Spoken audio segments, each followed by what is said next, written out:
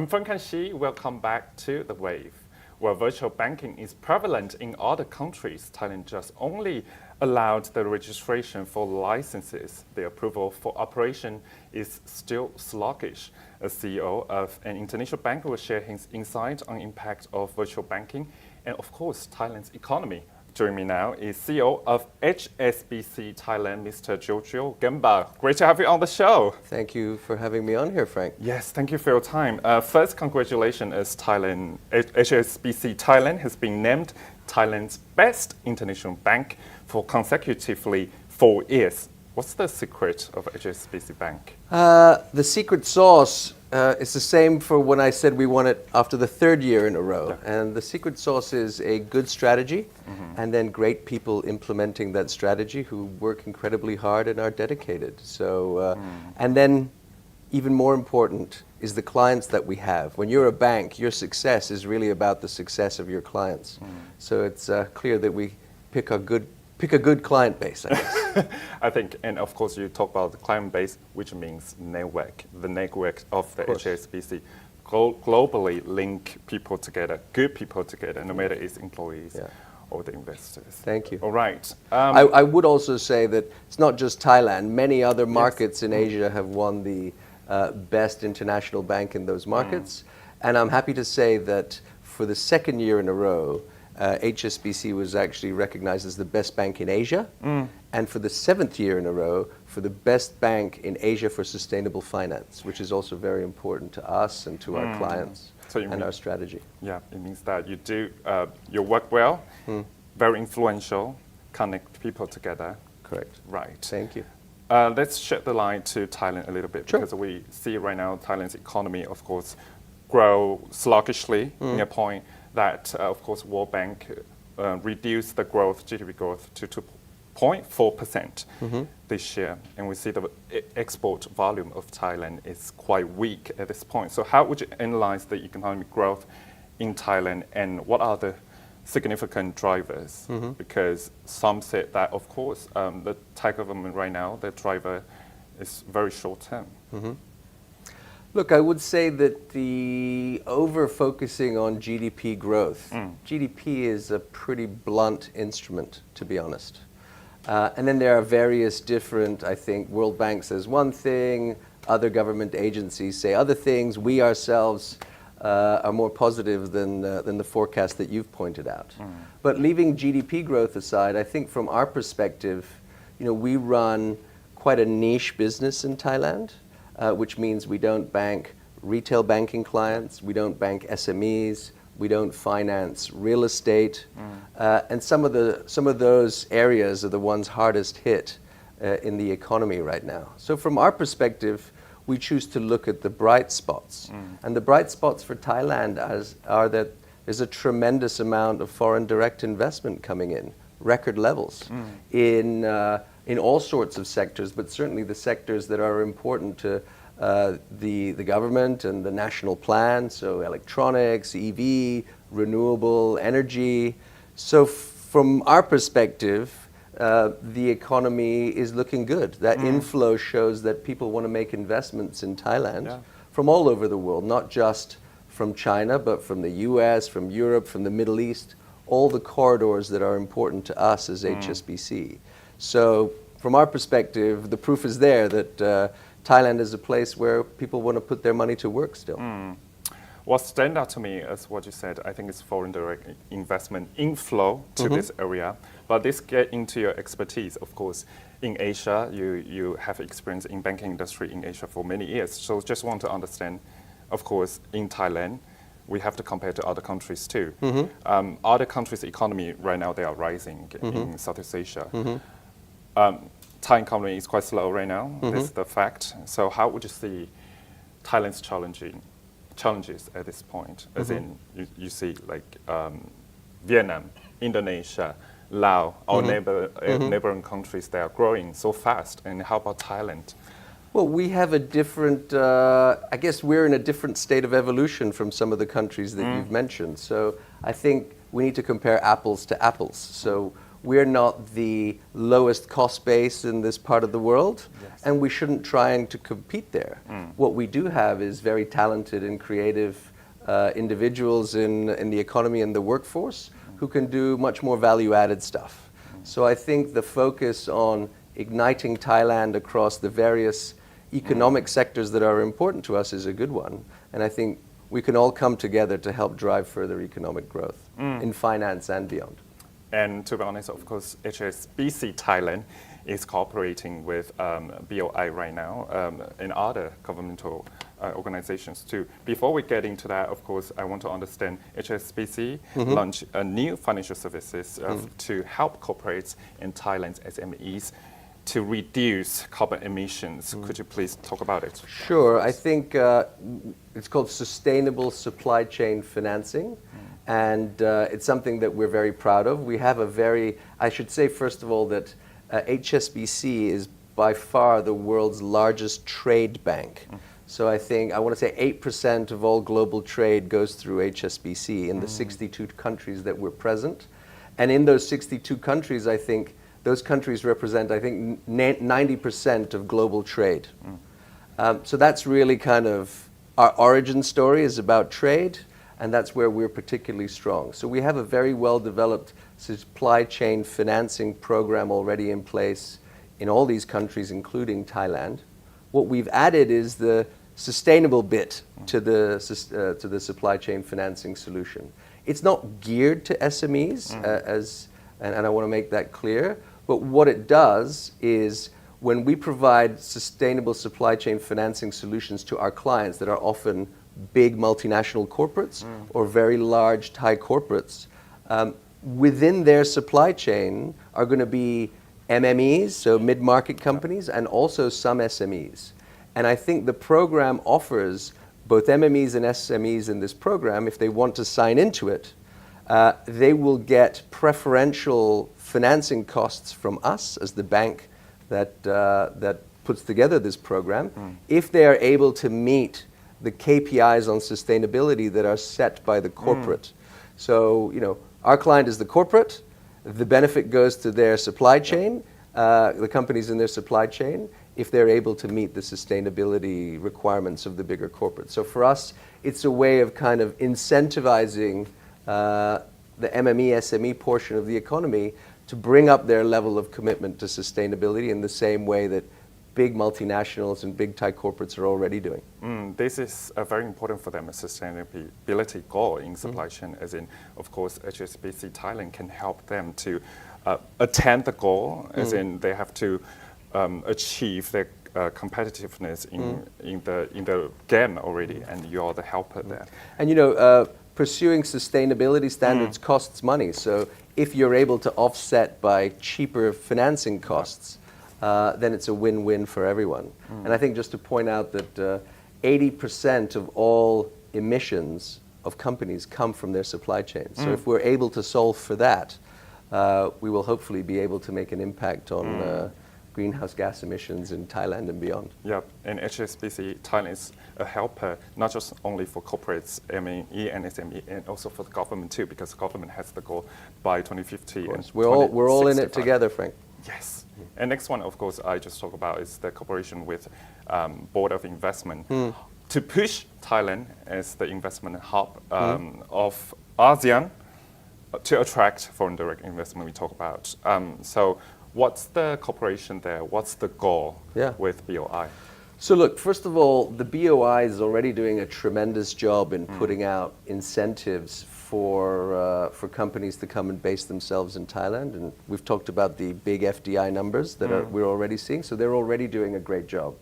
They're already present in many markets in the world.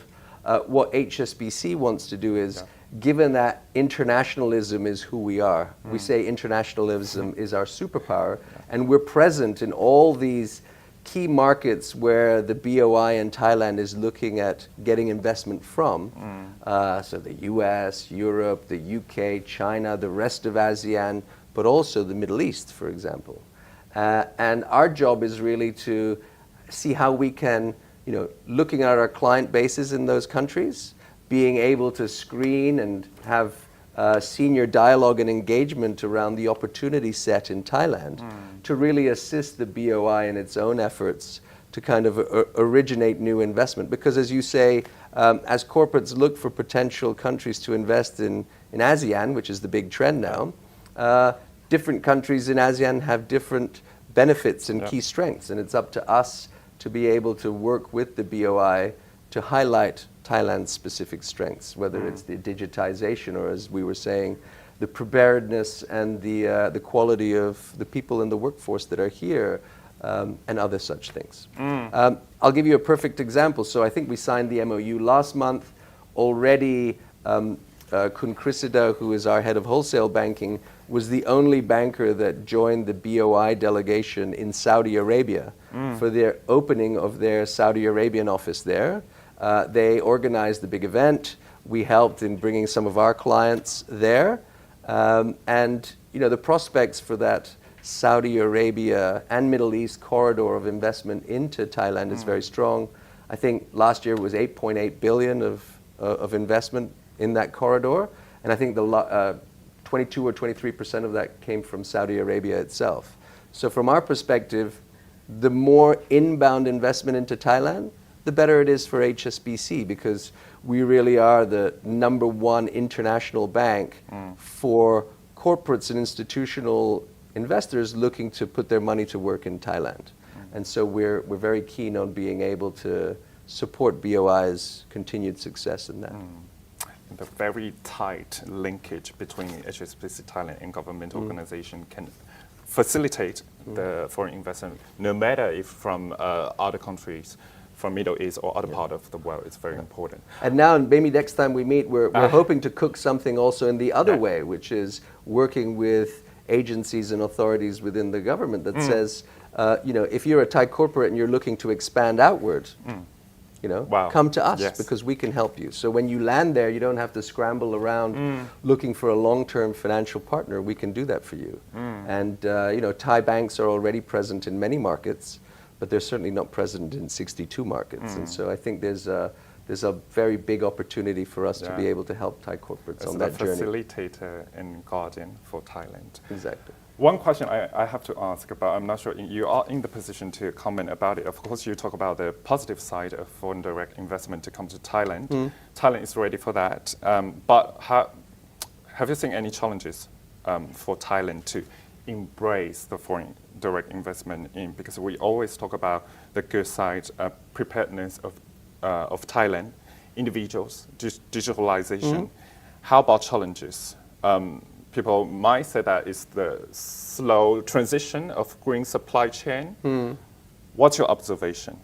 Look, I think on that last point, maybe when I first got here in 2021, the real focus across the Thai economy had been on digitization rather than sustainability. I'm happy to say in the last couple of years, the focus on sustainability has really grown across all government agencies and large corporates as well. So that's not an issue.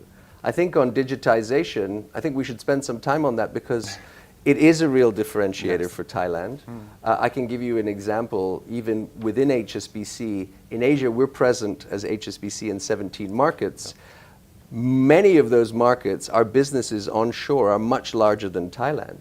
But Thailand is the third, HSBC Thailand processes the third largest amount of payments on a daily basis out of those 17. And that's because digital adoption in Thailand has been so huge.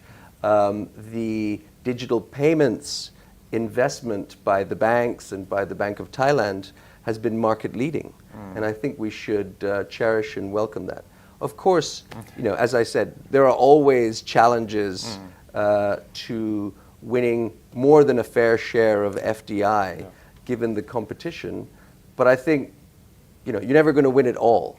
And I've seen advanced industry and not advanced industry choose to come to Thailand.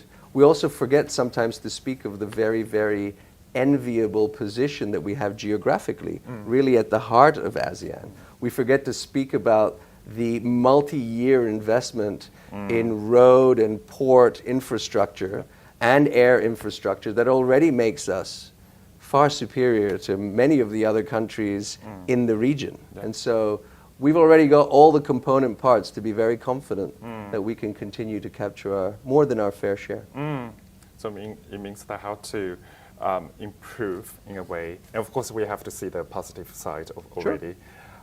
But I think the key question is how to get larger part of the cake in a way. But of course, as what you said, Thailand right now is already ready for the inflow of new foreign direct investment in, and it's already And the investments advanced. in infrastructure are happening.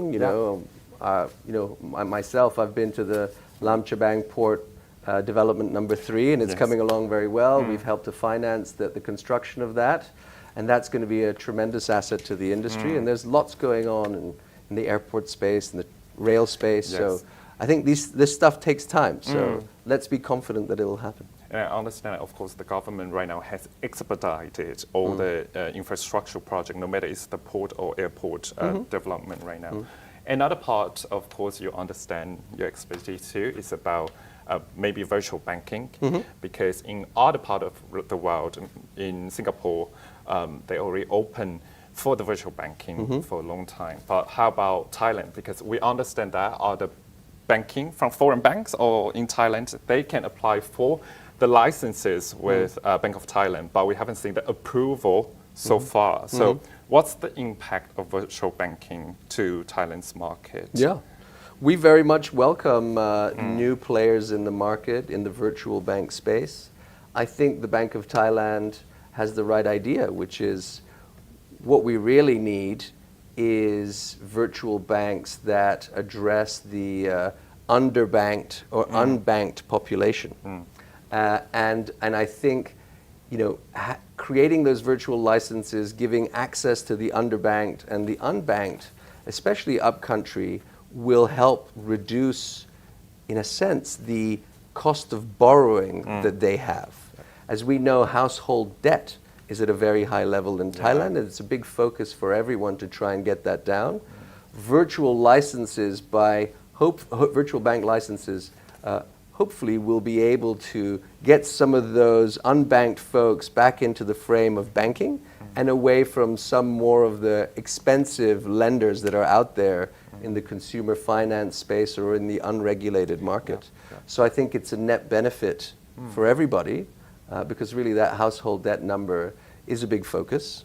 And we all hope to see it come down because that will, once that's brought under control, then it will give us a much more resilient and sustainable platform to really grow the economy and grow the economy in a way that benefits everyone. Yeah, and it links to cash liquidity in the market too. If that household, because right now actually it's capped at 93% right now, if that could be reduced, the economy could grow in a way that the liquidity could be enhanced. But of course, you talked about underbanked and unbanked population in Thailand, which compared to other countries in Southeast Asia is not that high already. But as what you said, this could be one of the targets for Bank of Thailand to go forward, move forward in a way. Right. Thank you for your time today, Mr. Jojo. It's been a real pleasure. Thank you very much. Thank you for your time, and thank you for your insight about virtual banking and your financial services. Wonderful. HSBC Thailand. ขอบคุณครับ. Thank you. Thank you.